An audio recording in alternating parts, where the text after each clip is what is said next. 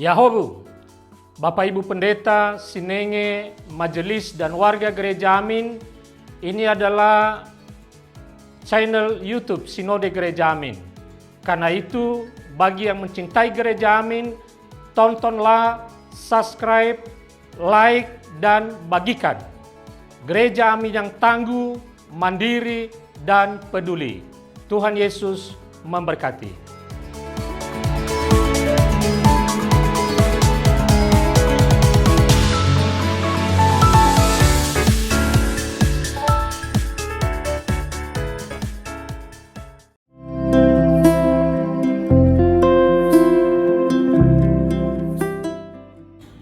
Hai Teens, jumpa kembali dalam acara TFC. Kali ini kita akan menyimak tulisan Pendeta Michael Surjaya dalam buku Renungan Teens for Christ dengan judul Menghadapi Kesedihan dari Yohanes 11 ayat 1-44 bersama saya Kezia.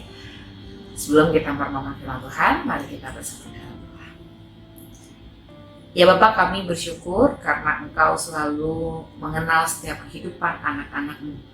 Engkau mengenal setiap hari kami, bahkan setiap momen-momen hidup dalam kehidupan kami. Dan karena Tuhan, kami mau belajar dari sabda-Mu. Biarlah sabda-Mu menjadi kekuatan bagi kami, terutama ketika kami mengalami masa-masa di mana kami harus menderita dan bahkan juga sedih. Karena itu, kiranya Roh Kudus menolong kami, sehingga kami dapat memahami apa maksud Tuhan dalam hidup kami. Dalam Kristus Yesus, Sang Firman yang hidup, kami memohon. Amin. Yang akan menjadi pusat perenungan kita adalah Yohanes pasal 11 ayat 33. Saya akan bacakan untuk kita semua. Ketika Yesus melihat Maria menangis, dan begitu juga orang-orang Yahudi yang datang bersama dia, kesalah hatinya. Dalam film Inside Out 2 dikisahkan tentang emosi kesedihan Riley, dan ia merasa sedih karena dua orang sahabatnya, yaitu Bree dan Grace, akan pindah sekolah. Mereka tidak akan bersekolah di sekolah menengah atas yang sama. Hal itu membuat Riley sangat sedih. Teens, Tuhan Yesus menerima kabar dari Maria dan Marta bahwa Lazarus sahabatnya sedang sakit. Ketika Tuhan Yesus tiba di Betania, tempat tinggal Lazarus, ia mengetahui bahwa Lazarus sudah meninggal dunia. Maria dan orang-orang Yahudi yang datang bersamanya menangis. Mereka menangis karena menghadapi perpisahan, yaitu kematian. Tuhan Yesus pun ikut bersedih dan merasakan kesedihan Maria.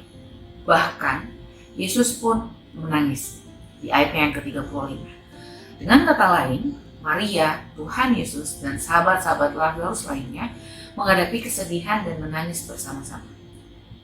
Maka itu bersyukur Tuhan Yesus yang berkuasa mampu membangkitkan Lazarus dari kematian. Teens, berpisah dengan orang yang kita kasihi atau sahabat tentu tidak mudah. Sahabat memiliki tempat khusus di hati dengan kisah dan saat-saat indah yang dapat dikenang bersama. Kesedihan dapat dialami saat terjadi perpisahan.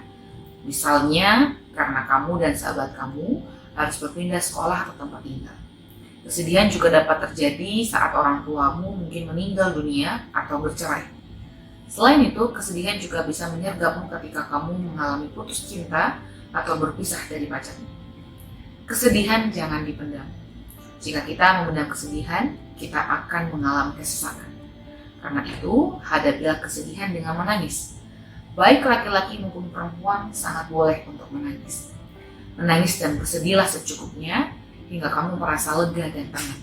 Selain itu, mintalah kepada Tuhan agar menolongmu keluar dari kesedihanmu dan menghadapi kenyataan dalam hidup. Mari kita menutup renungan kita dalam doa. Ya Bapa, kami bersyukur karena Engkau mengajarkan kami bahwa kami sangat boleh untuk merasa sedih dan menangis. Terima kasih karena Engkau adalah Allah yang begitu dekat dan hadir di tengah kesedihan kami. Kiranya Roh Kudus menolong kami dan menguatkan kami ketika kami harus berpisah dengan orang-orang yang kami kasihi. Dan tolonglah kami supaya kami dapat terus berharap kepada Engkau. Di dalam nama Kristus Yesus kami berdoa. Amin. Demikian renungan kita hari ini. Jangan lupa subscribe, like, dan bagikan ke yang lain.